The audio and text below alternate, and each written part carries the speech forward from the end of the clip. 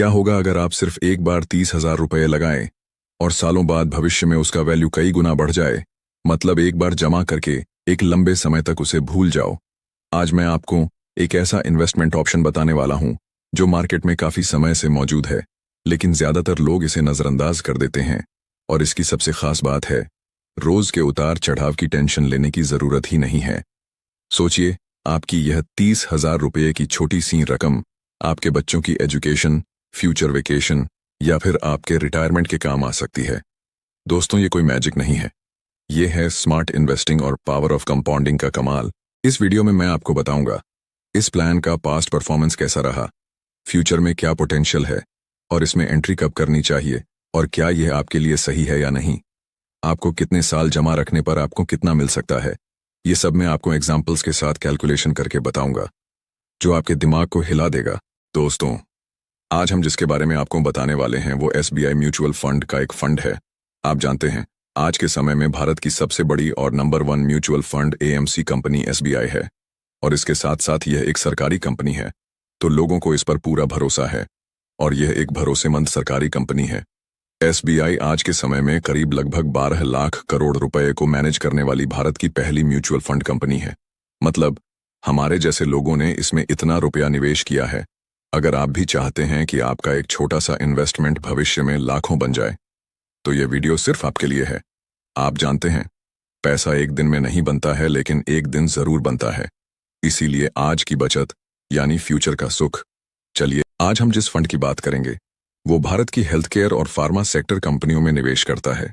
यह एक ऐसा फंड है जो हेल्थ केयर सेक्टर के सबसे बेहतरीन शेयरों में निवेश करता है, यानी हेल्थ केयर की सबसे बड़ी बड़ी कंपनियों में निवेश करता है।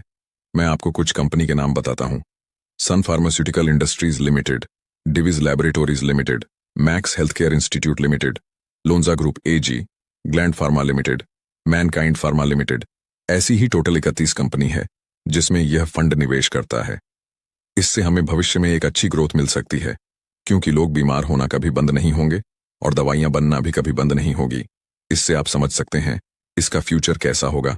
अब बात करते हैं इस फंड ने लोगों को कितना रिटर्न दिया है, यानी हम इसके पास्ट परफॉर्मेंस देखते हैं ताकि हमें एक अंदाजा लगे। इस फंड ने पिछले एक साल में 10% का रिटर्न दिया है। आपको पता है इस साल मार्केट कितना डाउन था, फिर भी इस फंड ने कितना अच्छा रिटर्न दिया।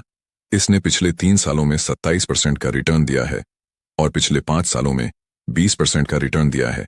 यानी अगर आप इस फंड में 5 साल पहले 1 लाख रुपए का लंप सम प्लान करते तो आज वो लगभग करीब 2,50,000 रुपये बन जाते। और इस फंड ने अभी तक ऑल टाइम रिटर्न 18% सालाना दिया है। रिटर्न इसके बहुत ही जबरदस्त है।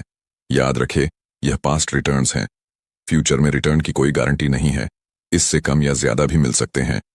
दोस्तों, आज हम जिस फंड की बात कर रहे हैं वो है SBI health care opportunities fund direct plan growth. यह एक सेक्टोरल इक्विटी फंड है, यानी यह सिर्फ health care, pharma, hospitals, medical equipment और बायोटेक जैसी कंपनियों में निवेश करता है। इस फंड का NAV 487 रुपये है। इसकी फंड साइज यानी AUM 4,026 करोड़ रुपए है। मतलब हमारे जैसे लाखों लोगों ने इस फंड में इतना निवेश किया है।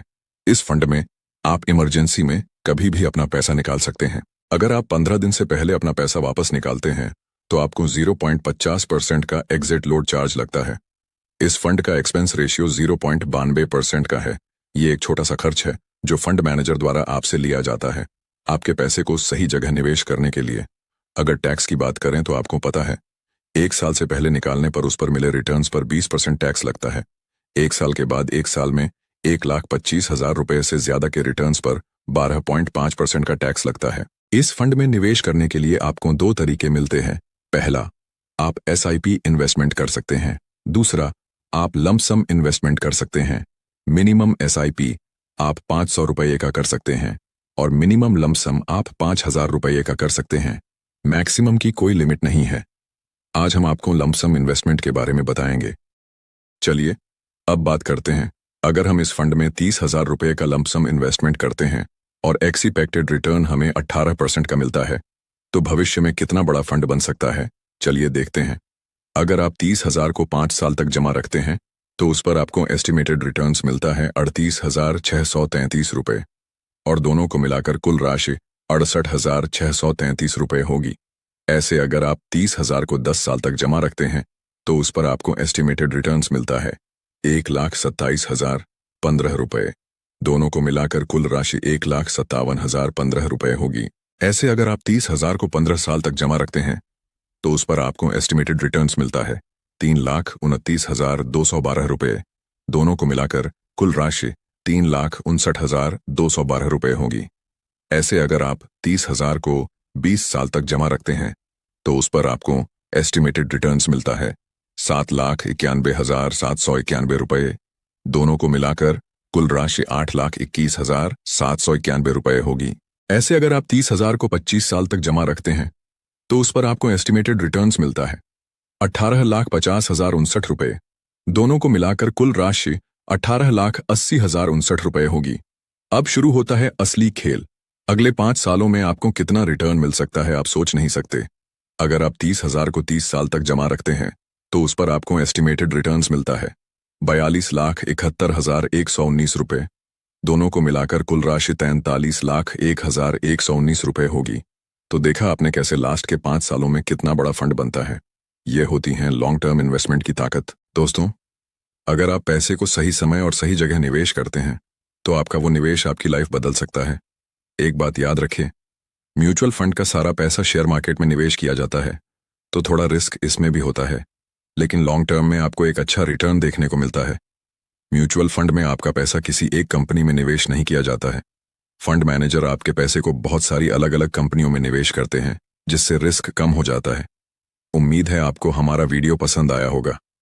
दोस्तों, कुछ पूछना चाहते हैं तो कमेंट जरूर करें और वीडियो अच्छा लगा हो तो एक लाइक जरूर करें।